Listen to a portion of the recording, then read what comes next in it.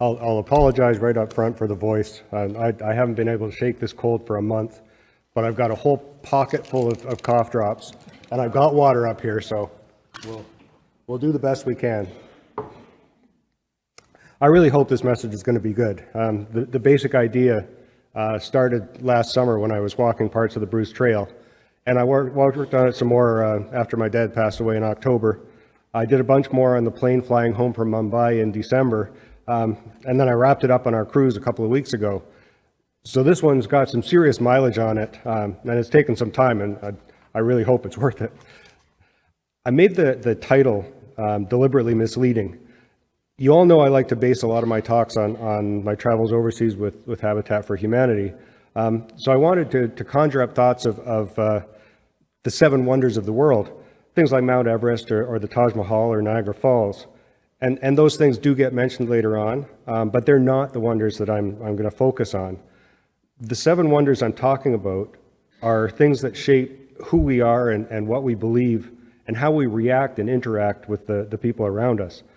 So I'm not talking about seven wonders of the world, I'm talking about seven wonders of life. These are the things that give life its richness and texture. It is a wonderful life, and the wonders it's full of are what affirms my faith in something beyond this mortal plane. The faithless would have us believe that these are just random developments of evolution, the result of a fickle and capricious nature and merely a biological response to our environment. I personally find that sad and limiting. These are the things that enable us to sense the difference between what is and what should be. And in knowing that difference, we can decide what action we have to take to make things right. Seems to me that's the essence of what life is all about. So I want to take a little bit of time pondering these seven wonders of life and think about some examples and use that as the focus for today's message. And hopefully you'll see some value in my musings. Like my father before me, I am a proud Canadian.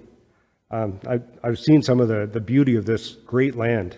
We've seen the sunrise over Newfoundland, and we've seen the sun set over BC's Sunshine Coast. And there's an almost endless variety of loveliness to be seen in between. But even in this wonderful land of ours, there are some dark spots too, if you look closely. Some of our northern and indigenous communities are like something you would find in third world countries. I have a friend whose work takes her into remote northern communities in Canada on a regular basis. And she was with us on our build in a desperately poor part of Nepal. And she remarked on how similar the two can be. Not in every case, certainly, but way too often. When we were in Nepal, we did the tourist flight to see Mount Everest. And then later we watched the sunrise over the Himalayas. But even in that land of unparalleled physical beauty, there are villages that are not far removed from the Stone Age. In Delhi, we worked in what's referred to as a relocation community. Basically, it's where the government moved people from one slum to another slum to get them out of sight, and where abject poverty is the norm. But within just a few hours' drive, we were able to see the magnificent opulence of the Taj Mahal. And in between those two, we saw the spot where Gandhi lived and died. Just seeing the contrasts really makes you think about personal and government priorities and what is really important. In the Philippines, we worked in the region of the Bantayan that was largely destroyed by Typhoon Haiyan. And we got to see how the people made do after the storm. They are strong and resilient people, but some of the hardships that those people faced in rebuilding are beyond my ability to put into words. And I can't even begin to describe the pleasure of seeing pictures the year after we were there when that typhoon-resistant community was completed and there were children playing in the streets. That is what keeps me and my compatriots going on that kind of trip. Over the past year, We've all seen the news footage showing us all kinds of disasters and storm damage. Some weeks it seemed like all we saw were natural disasters, one after another. But whenever I see that, I always think of the quote from Fred Rogers. He said, "Look for the helpers." In every disaster, if you choose to see it that way, you'll see everyday heroes that reaffirm your faith in humanity. I like to think that maybe that's what disasters are for. I think most of us probably in this room are parents. So ask you this. When you saw your baby smile for the first time, how could you not believe that there's a higher power that has a hand in this life? I guess the question we have to ask ourselves is this. When you see injustice and need, does it spur you to action? Are we God's hands on this earth? When we were in India, one of my absolute favorite things was hearing the Muslim call to prayer ringing out over the rooftops. Not my faith, obviously, but it is a living faith nonetheless, and it was very cool to hear. But in that same place, we constantly heard the coughing of a sickly child in the neighborhood where we were building. And the harsh reality of life in places like that is that the child was very likely not long for this life. It's hard to hear knowing that. Our team was there doing what we could for the people there, but there are limits, and that is a hard thing to accept.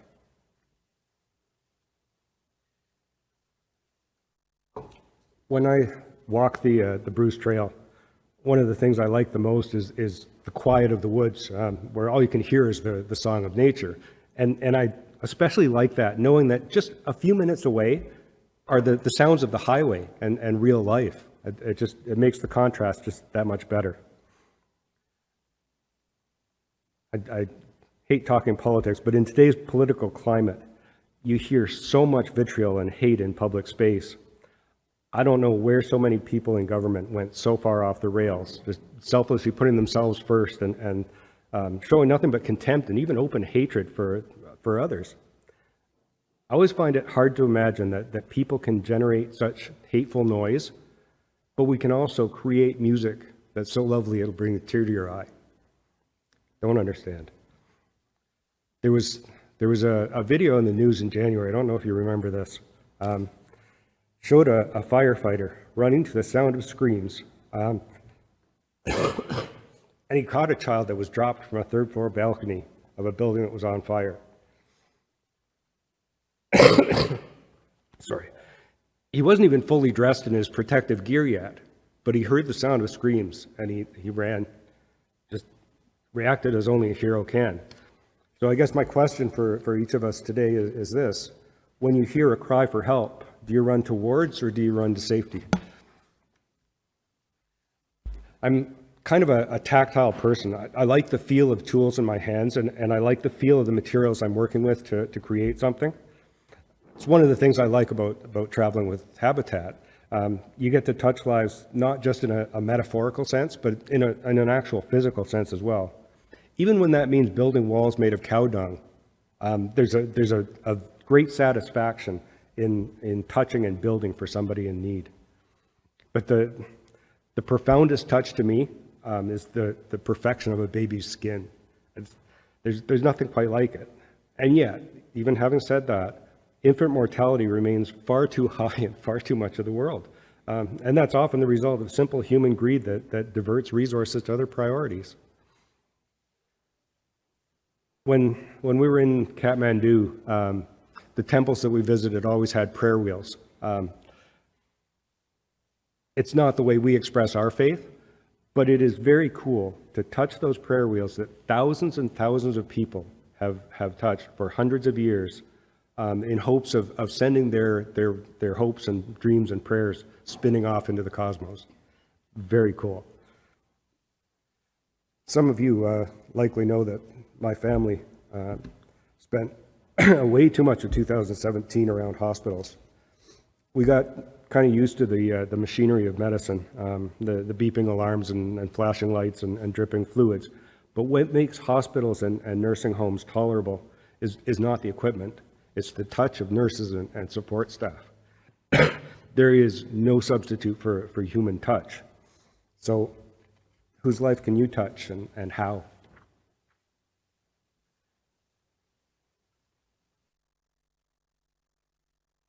I tell this particular story a lot. When we were building in India, the homeowner that we were building for would bring us each a cup of hot chai tea every afternoon. It had a special magic, knowing that she had so little to give, but was willing to give what she could.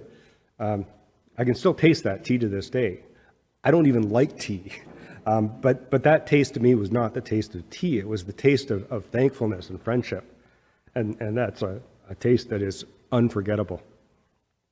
It's the same thing in our churches, at least for me. The opportunity to break bread together is more than just taking in nourishment and tasting the desserts. It's celebration and fellowship and friendship. That's one reason why I learned to cook dinners for large crowds.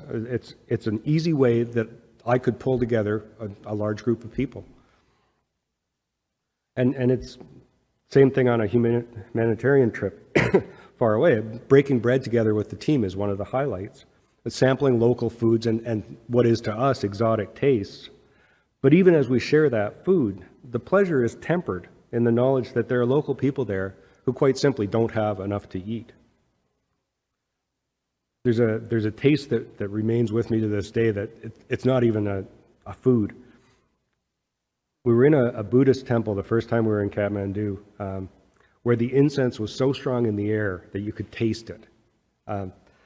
It's another, the taste that I still remember. Again, it's not my faith, but when I hear the word Buddhist, I think of that intoxicating exotic taste and the peaceful feeling of that temple.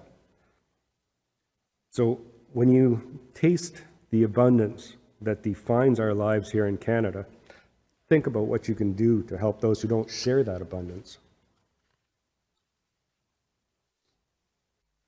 It's really not hard to conjure up examples of things that make us feel strongly. The way we felt on our wedding day, or the day our children were born, or the way we felt the day our child graduated from university. What we feel inside and how we act on those feelings is one of the things that makes us human.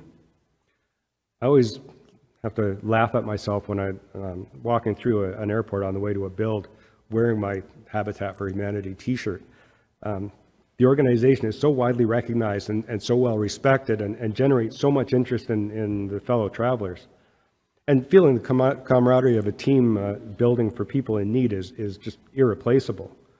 But that feeling of pride in participating in a build, it's always tempered a little bit by a touch of anger, that the build is necessary because people are in need. It just reinforces the feeling that we have so much compared to so many others. And of course, it reinforces the need to do something about that. You ever stood right beside the brink of Niagara Falls and felt the power of the falling water, that visceral feeling from the pounding water? It's magnificent, and it remains so in spite of all the tourist traps that built up because people were there to view the natural beauty of the falls. I know it's how this town survives, but there's a huge gulf between the natural beauty and power of the falls and the capitalist tendency to take advantage of the tourists.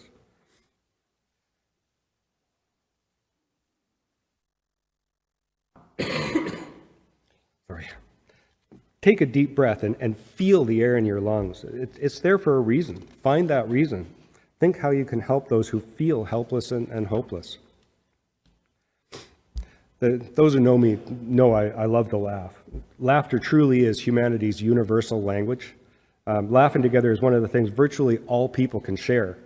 And it makes every task easier, and it makes most every heartache tolerable. When I'm in a foreign land for a build, I'm always pretty sure that the locals are laughing at us more than they're laughing with us. But that's okay. Our lives are so blessed compared to so much of the world. It's a pleasure to bring them some joy, even when it's at our expense. When we were in India, there were a couple of occasions when I shared a good laugh with the man of the household we were building for. We don't share any language in common, but we did share that. Every time I see Muslim people characterized as stern and humorless and even evil, I think back to his laughter as he fell over backwards, head over heels, when a rope that he was pulling on the job site broke. Simple, honest, joyful laughter. There's nothing quicker than sharing laughter for bringing together people from different cultures who share almost nothing else in common. No matter where you go, one of the greatest sounds you'll ever hear is the laughter of children. It's one of the best, most real, most human things I ever hear, no matter where I travel. And yet, you don't have to travel very far to find children who live hard lives. Next time you hear a child laugh, think about this fact. There are to this day 40 million slaves in the world, of whom 10 million are children. So, what can you do to share some joy with those whose lives lack it? I'm not going to talk about romantic love. That's a whole other topic. You'll have to wait to hear that one from somebody else. I'm talking about communal love, the kind of love that's in the Mother Teresa quote on the back of our Habitat for Humanity t-shirts. It says, "We can do no great things, only small things with great love." That kind of love is, after all, what brings us to service clubs and humanitarian work and churches. For people of faith, of course, especially to churches. We're always taught to love our neighbor, which is admittedly hard sometimes. Remember this, you may be the only church somebody ever sees. It's our responsibility, each of us, to model the love we want to spread in the world. The challenge for each of us is to demonstrate in our own communities and the broader world the love that our faith demands that we share. Albert Einstein once said, "There are only two ways to live your life. One is as though nothing is a miracle. The other is as though everything is a miracle." Open up your senses to the wonders of life. Recognize what a miracle it is and give thanks for what a miracle it is. Do everything in your power to spread little sparks of that wonder, that miracle, all around you, everywhere you go and in everything you do. Immerse yourself in the wonders of life and make it contagious so that everyone around you catches it. What is life for if not that? And I'm going to close with a quote from Jim Henson, of all people. "Life is meant to be fun and joyous and fulfilling. May each of yours be that." Thank you.